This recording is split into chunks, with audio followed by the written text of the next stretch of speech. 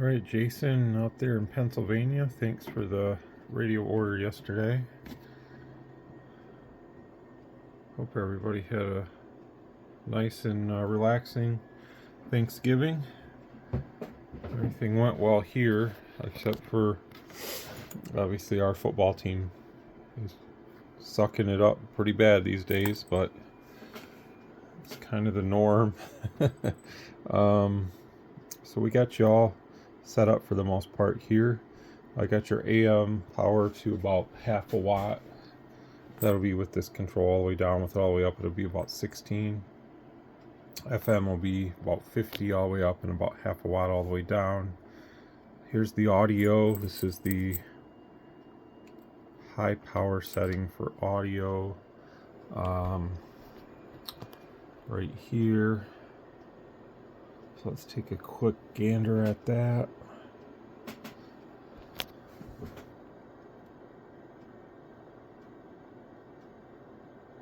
It's pretty high level audio with the single tone.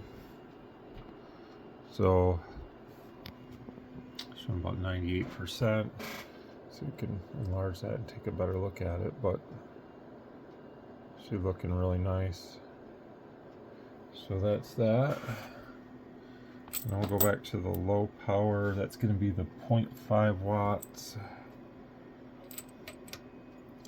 That's the tricky one, because when you set these radios up to that low of dead key, they really don't have any audio at first. So you have to adjust it down to start to get the thing to modulate. You see it shot way up and then the limiter caught it. So, you know, when you speak with your microphone, it may not catch it every time, and that's why you see those big power spikes from the low end to the high end. So if you go too much, it just gets crazy. So you don't want to take it too much, but we can try to get just a little bit more. It's about 94% right there, which is pretty good.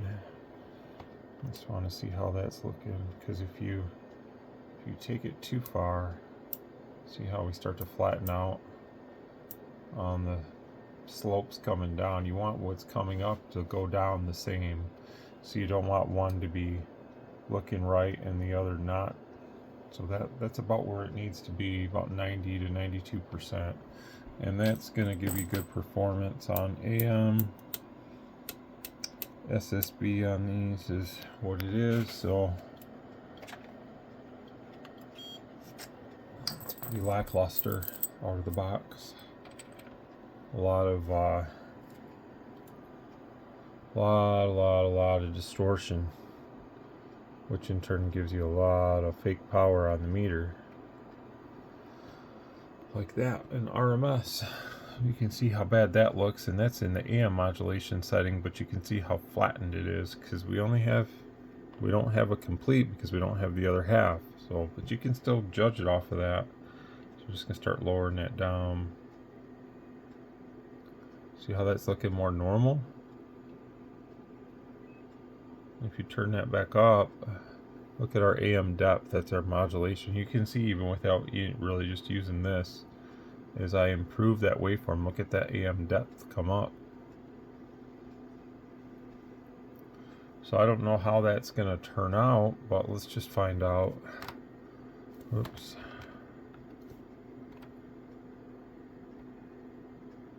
With just a real basic understanding of what we're doing here.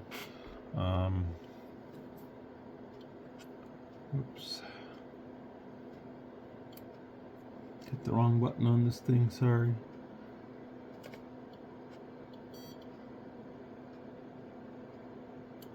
I'm leaning over the desk here, so it's a little misconstrued. Let me get this set up.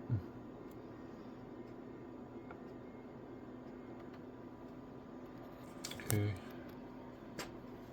My arms aren't long enough.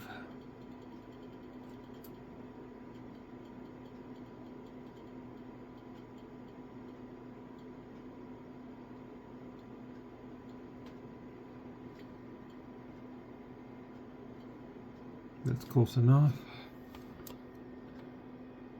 Well, look at that. That's almost right where I put it. So either way you go about it, I mean, you just dial it in. So turn it up just a little bit more. So there you have it. Perfect. That's pretty damn close. Just to eyeball it from doing these so much. And then it's really nice there. So perfect. RMS is way down, which is perfect. And that should be it on this. Super easy. These are easy to set up. Done so many of these now. It's one of the better selling radios I have. And they do get hot with that double tone, but obviously as you lower that distortion factor down and you start to get the real power out of the radio, you know, the fuse starts to cool off some. You're pulling a tons and tons more current than you need when you have it set up the way out of the factory. So the AM is pretty easy on these two. Everything's easy. Whoops. Everything's easy on this radio. We just slid the radio back. It was kind of sitting up like that. So there we go. I want to get a different stand. I've had this stand for quite a few years. It's just one of those cheaply made 3D printer stands, but I guess it does okay. I saw some different stands out there that kind of interest me, but the problem is I don't want to have to screw the knobs on to hold it on when it's a brand new radio, because I don't want to have a bracket here or somehow put those little pads on there. That's what I would do, but this is nicer. But the problem with these is the radios kind of slide up and down, back and forth, because these are smaller. The bigger one used to just fit on here perfect, but sometimes you'll set this on here, and if the power cord's sitting back there, you know, it'll make you feel like it's on there and then it's not. So let's just check out the performance here. So RF power all the way down. This is AM. So with your RF power all the way down on AM, you're not going to see a ton of, you know, fluctuation here. Hello radio, and I don't think most guys would run this radio at 1/2 watt dead key anyways. You're not really buying it for that, but I just give you it just in case you need to have that low of a dead key, you know, something like that. But hello radio, hello 1 2 1 2. So once in a while it jumps up. You got the wrong element in there. That's a 25, so let me take that out.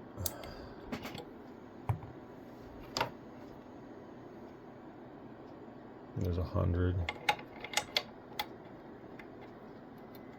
Peak is on, so turn this up just a little bit. RF.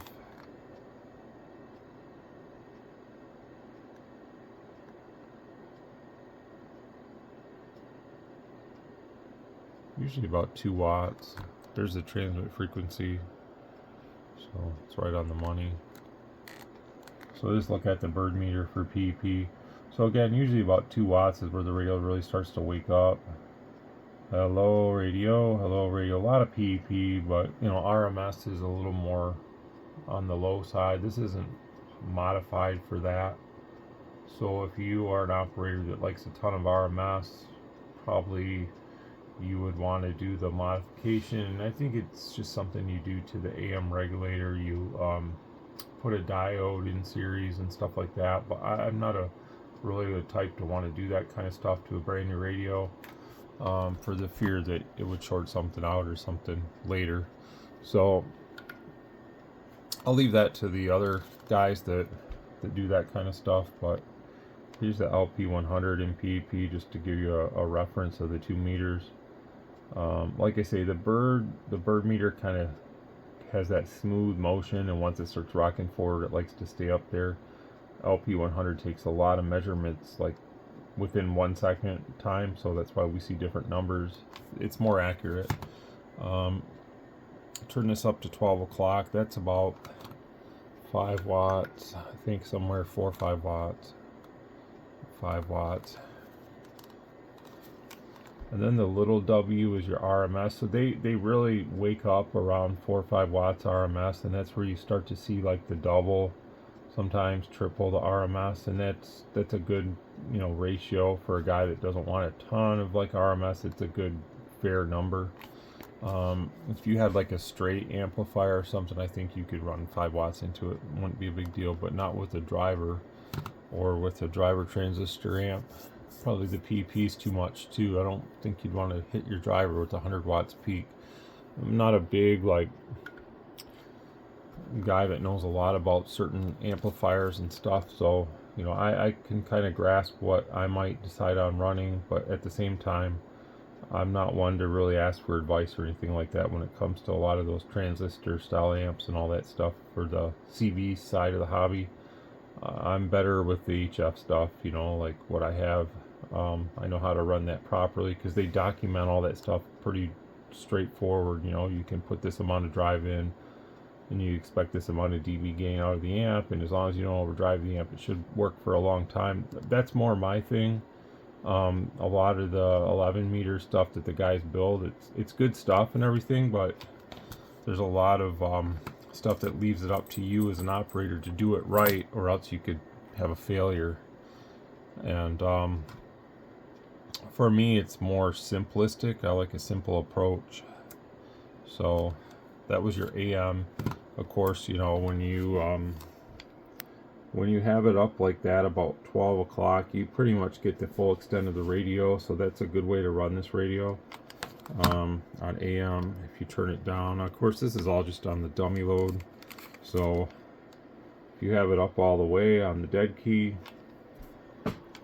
it's going to do 16 some odd watts or more, and then pretty much every word you say is going to hit the maximum output of the radio. So if you're just going to run this radio barefoot, somewhere between 12 o'clock and fully open on the RF power is going to be the better way to go.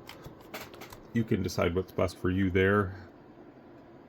And SSB on these 1, 2, 3. You don't see a big fluctuation of power here, and it's pretty normal. After I align the thing, it does better.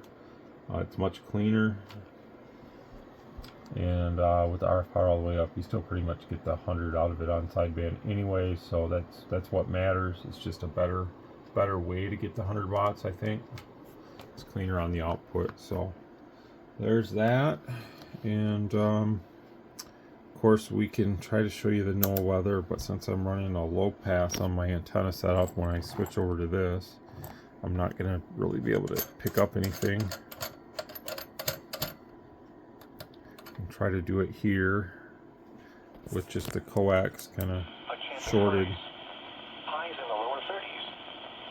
So it works. I mean, it definitely works. It's pulling in a signal just off the coax braid, I think is what that is. So you can kind of see how it's sticking out of the radio.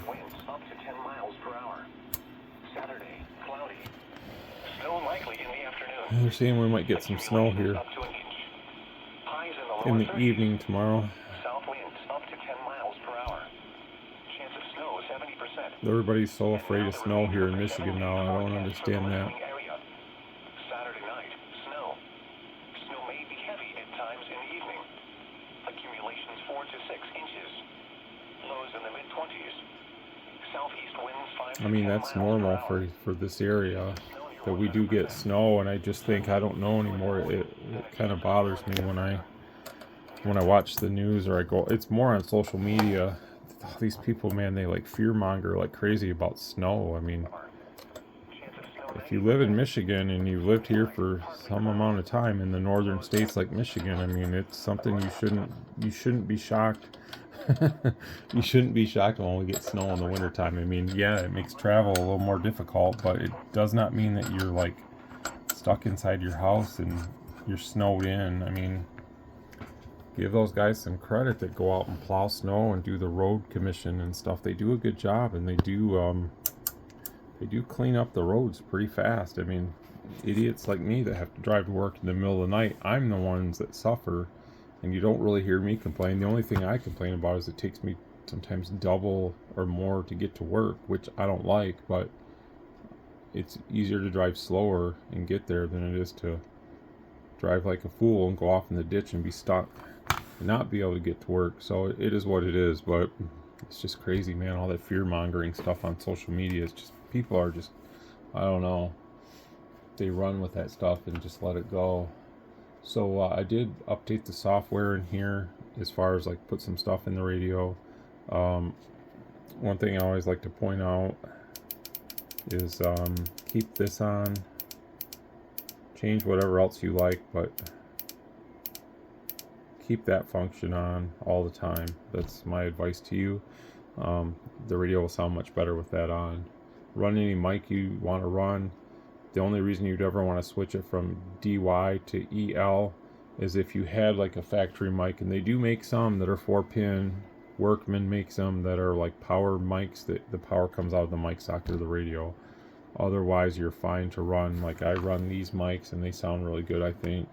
That's what I was running here. Just keep the gain down on the mic and leave the mic gain up all the way on the radio. If you run like a static 636 or something like that, then you know you're not going to have much of any feedback or anything. You can probably crank the talk back up as much as you want to an extent. With this mic, obviously since it's powered, I try to keep the gain at the minimum just so that I can pass my voice from the mic to the radio, and that's about all I do.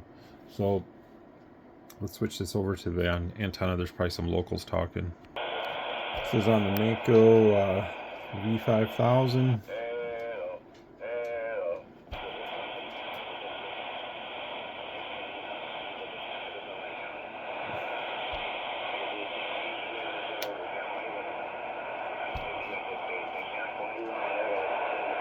There's some skip already out there.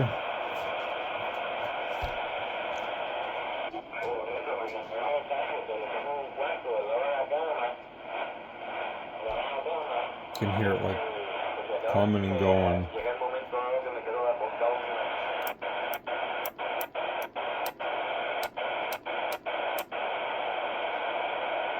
Sometimes there's some guys here on SSB that talk in the mornings out east of me.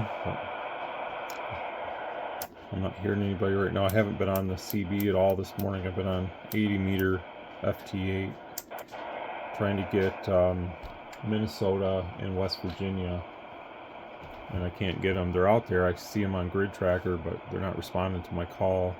They don't hear me. I'm getting a bunch of other states. The guys I need, I can't get. So I'll try 40 in a little while. See if 40 works out a little bit better, but didn't have any luck earlier. So there you have it, man. It's working for you, and should be good to go for you. So I'll get this one boxed up and it'll be shipping off to you today. So appreciate everybody, and just have fun out there with the radio hobby. That's all we can really do. Just enjoy what you got, enjoy the conditions, and make the most of it. And if you're in Minnesota or you're in West Virginia and you happen to use what the heck is this, WSJT-X FT8 or FT4, and you can somehow see Michigan popping up and you're making contacts, get a hold of me, because I need that confirmed contact from you so I can get the worked all states on QRZ award. I need that, and I need South Dakota, I think, and for some reason Kansas. I can't get anybody from Kansas, and there's another East Coast state, I think it's Vermont or something. So I need a little help there. 73.